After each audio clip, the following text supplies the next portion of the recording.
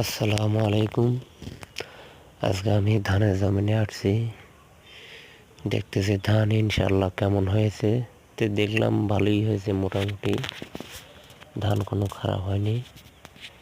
এবারকার বছরে ধানের আবহাওয়ার কারণে ধান দেখলাম সেই পরিস্থিতি ভালো হয়েছে। ধানে কোনো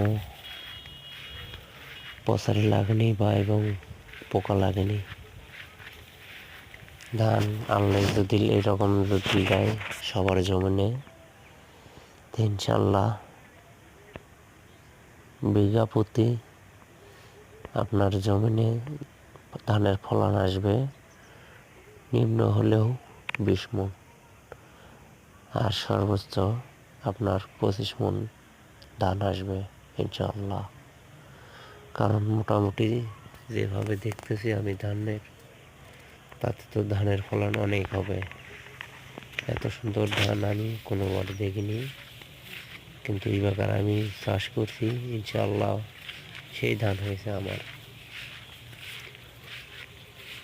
আজকে আমি যাই হোক এসে জমিনে দেখলাম, এখন আমি বাড়িতে চলে যাব।